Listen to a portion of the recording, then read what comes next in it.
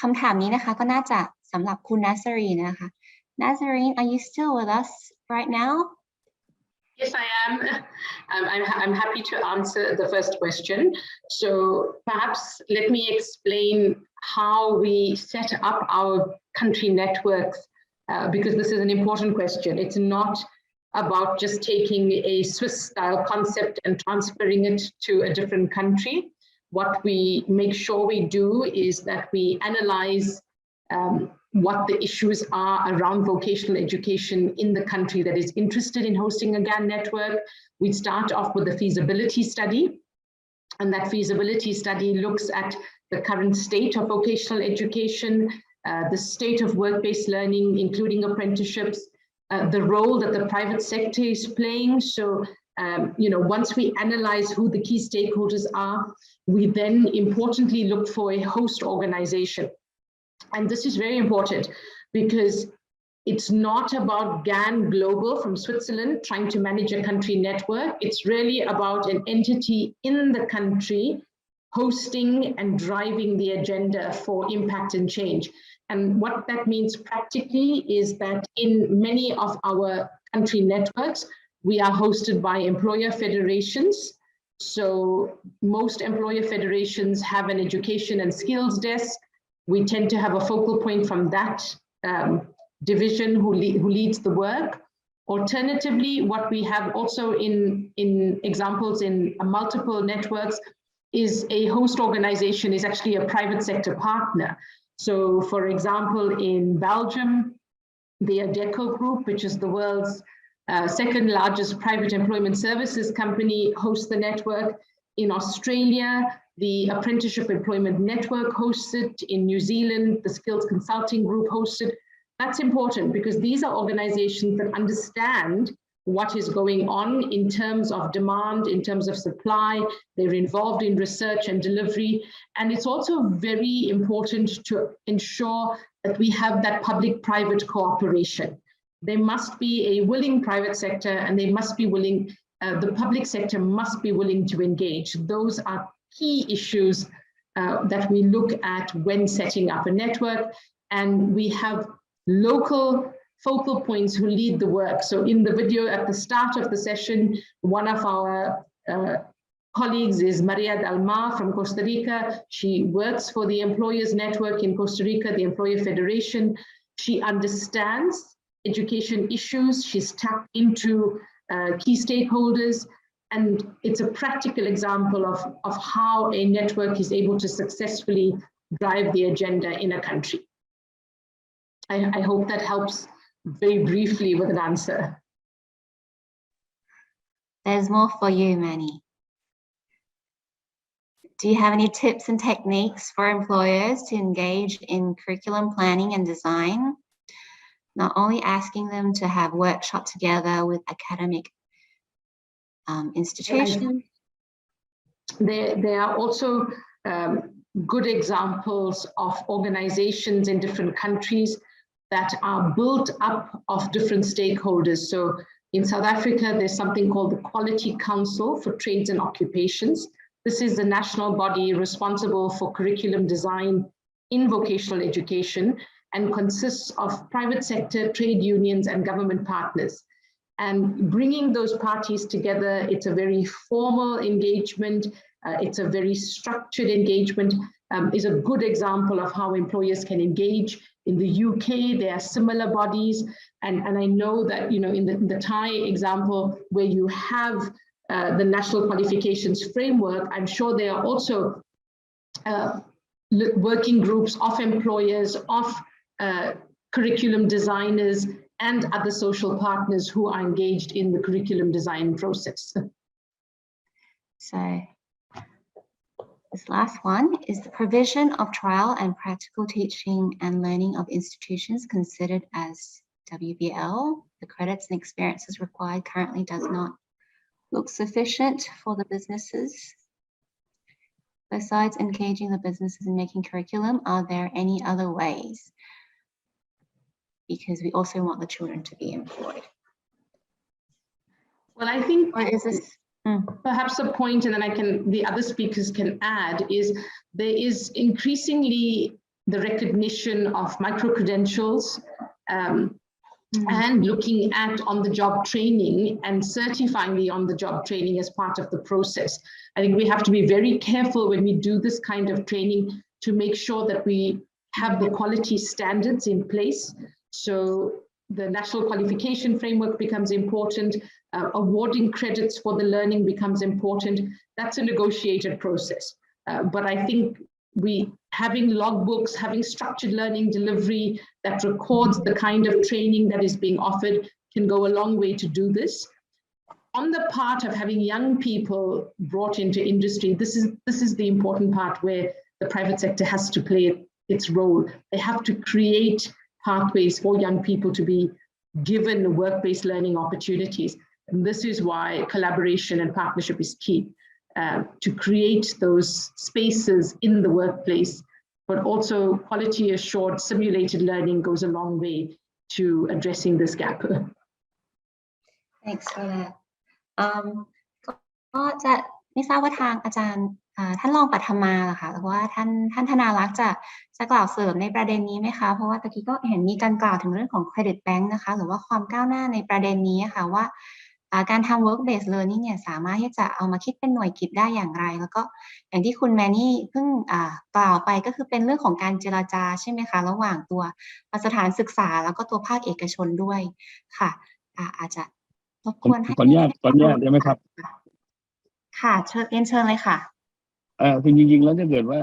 มันเป็นการจริงๆสถานศึกษากับภาคประกอบการเนี่ยสามารถจะดูว่าคอนเทนต์ที่เราสอนเนี่ยมัน cover สิ่งที่เขาอยากให้นักเรียนรู้นักศึกษารู้ป่ะนะครับคอนเทนต์ที่เราฝึกงานเขาเนี่ยงานที่เราทำเนี่ยจริงๆแล้วงานนี้คืองานจริงๆที่ทำงานจริงๆเป็นงานที่ได้เงินเพราะเราจ่ายเงินให้นักศึกษาด้วยไม่ใช่ว่าเอานักศึกษาไปทำงานเฉยๆนะครับเมื่อเราจ่ายเงินเนี่ยเป็นงานจริงที่เกิดขึ้นจริงในอุตสาหกรรมจริงๆแล้วเนี่ยมัน cover ของเนื้อหามันก็ควรจะ cover กับวิชาที่เรียนจริงๆแล้วมันก็น่าจะสามารถถ้ามัน cover มากพอเนี่ยมันก็สามารถที่จะเครดิตได้นะครับขอบคุณครับค่ะขอเสริมนะคะว่าในเรื่องของการคิดเนี่ยค่ะจริงๆแล้วอย่างที่ย้ำนะคะว่าเดี๋ยวนี้หลักสูตรของอาชีวศึกษาเนี่ยเราพัฒนามาจากตัวมาตรฐานอาชีพ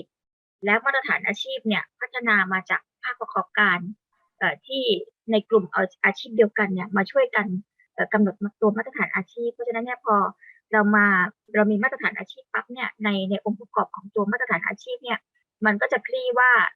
ในส่วนที่จะต้องเรียนรู้ในภาคทฤษฎีเนี่ยมีอะไรบ้างใช้เวลาเท่าไหร่ในการเรียนรู้แล้วก็ทำอย่างไรจะฝึกภาคปฏิบัติเป็น practical ให้มีสมรรถนะได้ตามความต้องการจนเกิดความชำนาญเนี่ยใช้เวลาเท่าไหร่แล้วการยกเอาเวลาเหล่านี้มาคำนวณเป็นเครดิตนะคะตอนนี้เนี่ยทางอาชีวะไทยเนี่ยเราก็สนใจเรื่องของไมโครเครดิตเชียร์เพราะว่าอย่างสไลด์ที่แสดงเรื่องของการที่จะร่วมมือกันทุกภาคส่วนระหว่างภาคการศึกษาแล้วก็ภาคผู้ประกอบการแล้วก็ในส่วนของตัวผู้กำกับในเรื่องขององค์กรวิชาชีพด้านมาตรฐานอาชีพนะคะเราก็ต้องพูดภาษาเดียวกันแล้วก็หาตัวเชื่อมให้ได้ออกมาเป็น competency base อย่างนี้นะคะเราก็จะพูดถึงการสะสมตัวตอนแรกเราพูดถึงตัวเครดิตก่อนแต่จริงๆเครดิตไม่พอหรอกเพราะว่ามันมีเซลล์เล็กๆที่เป็นองค์ประกอบเป็นจิ๊กซอว์นะคะที่จะสามารถที่จะทำให้เกิดการสะสมสมรรถนะได้อย่างเช่นสมมุติว่าถ้าเป็นเกี่ยวกับเรื่องของอาหารเรื่องเชฟนะคะทักษะในการปฏิบัติหน่วยย่อยๆเนี่ยมันจะถูกเก็บเอามาเป็นไมโครเครดิตเชียร์ที่เข้าไปอยู่ในล็อกบุ๊กค่ะของนักศึกษาอย่างที่คุณนัชรีให้ความเห็นไว้นะคะค่ะขอบคุณค่ะขอบคุณมากๆเลยค่ะสำหรับสปีกเกอร์ทั้ง3ท่านน่าจะพอมีเวลาสำหรับคำถามอีกคำถามนะคะน่าสนใจมากเลยค่ะไม่แน่ใจว่าขึ้นทันไหมค่ะ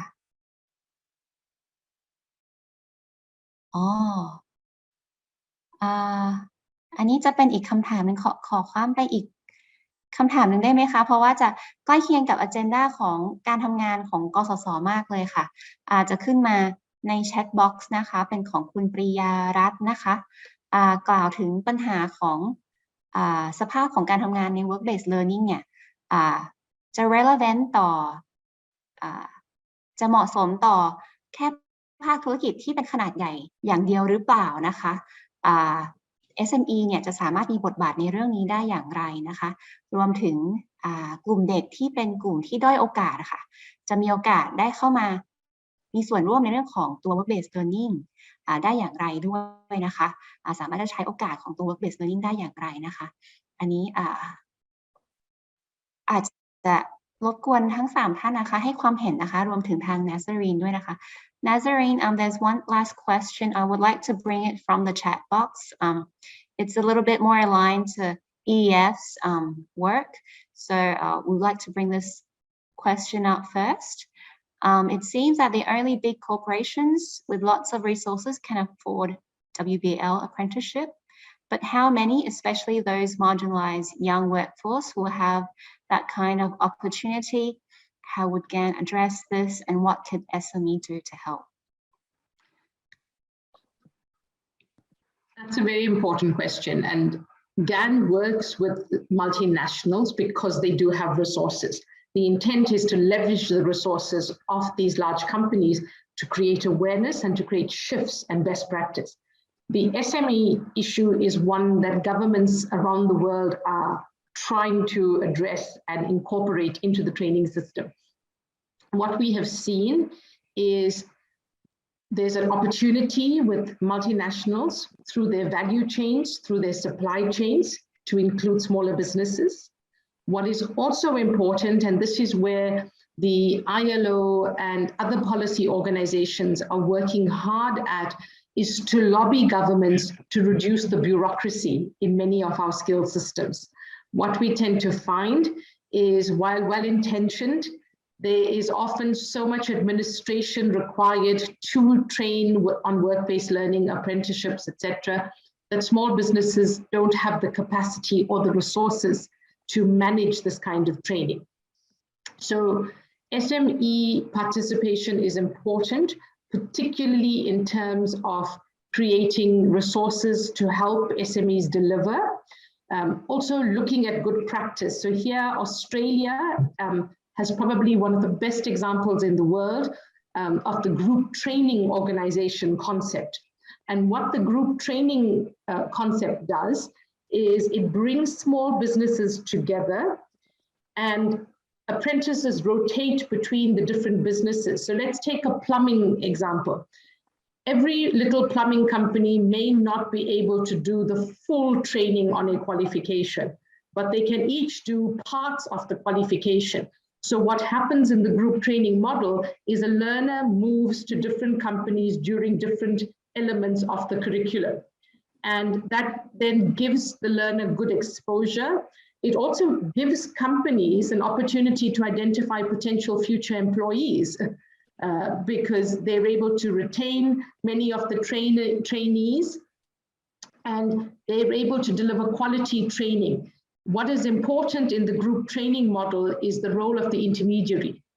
So having an organization that actually takes on the role of employer. So the learner signs a contract with the intermediary. The intermediary is responsible for paying the stipend. The intermediary is responsible for monitoring the delivery of training. And the small business simply has to show the practical experience to the learner. And I think that kind of model is one that really needs to be taken to scale. But for me, importantly, it's making sure that the policy framework is enabling and allows small businesses to participate, that there is funding support for the SMEs to support the training cost, and that there are support systems in place that help manage the delivery of training. ไม่แน่ใจว่าทางท่านธนารักษ์หรือว่าท่านรองปัทมาอยากจะแชร์ประเด็นเรื่องการมีส่วนร่วมของ SME หรือว่าเด็กด้อยโอกาสในการร่วมกิจกรรมแบบ work based learning นะคะผมขออนุญาตอย่างนี้นะครับอาจารย์เชิญก่อนครับอาจารย์เชิญก่อนครับอาจารย์ค่ะของอาชีวะก็สนใจกลุ่ม SME เหมือนกันนะคะเพราะว่าณวันนี้เนี่ยระดับ certificate เนี่ยเราทำตัว dual นะคะapprenticeship เนี่ย 11% แล้วก็ของดิโพลมาเนี่ยเราทำที่ Apprenticeship เนี่ย 35%ในรวมแล้วทั้งตัว Certificate กับดิโพลมาเนี่ยเรามีคนอยู่ในอาชีวศึกษาธุรกีเนี่ย 160,000 กว่าคนนะคะแล้วก็มีภาคประกอบการอยู่ประมาณ 65,000 แห่งนะคะใน 65,000 แห่งเนี่ยค่ะมี SME ด้วยทีนี้เพราะฉะนั้นเนี่ยตรงนี้เนี่ยเราก็เข้าไปแต่ว่าในส่วนของ SME อะค่ะอย่างที่คุณณชรินทร์ให้ความเห็นไว้นะคะว่าเวลาเราไปทำงานกับ SME เนี่ยเราก็ต้องมีอะไรบางอย่างที่จะไปฟังเขาแล้วก็ฟังเราแล้วก็จูนกันให้ได้เพราะว่าในบริบทที่แตกต่างระหว่างสถานประกอบการใหญ่กับเล็กSML เนี่ยแตกต่างกันมากนะคะเพราะฉะนั้นเนี่ยตรงนี้เนี่ยมันอยู่ที่การปรับตัวของสถานศึกษาตรงนี้ก็เป็นคำแนะนำที่ดีของคุณณชรินทร์นะคะว่าไม่ใช่แค่ dual system แต่ว่าต้องเป็น multiple ด้วยนะคะขอบคุณค่ะผมขออนุญาตอย่างนี้นะครับจริงๆแล้วเนี่ย SME หรือบริษัท corporation ใหญ่เนี่ยผมเห็นว่าส่วนใหญ่เด็กบริษัทเนี่ยจะ pay by performance นะครับคือจ่ายตาม performance ของเด็กว่าความสามารถในการทำงานเป็นยังไงนะครับส่วนใหญ่งานเนี่ยมันสามารถ divide ให้มันเป็น unit cost ได้อยู่แล้วนะครับแล้วจริงๆแล้วเนี่ยผมขออนุญาตพูดอาจจะไม่สุภาพนะครับต้องขออนุญาตพูดอย่างนี้คือจริงๆเนี่ยนักศึกษาเนี่ยเป็น chief quality labor นะครับฉะนั้นแล้วเนี่ยเมื่อคุณมี chief quality labor แล้วเนี่ยคุณยังไม่สามารถutilization ได้เนี่ยคุณก็มีปัญหาแล้วนะครับขอบคุณครับ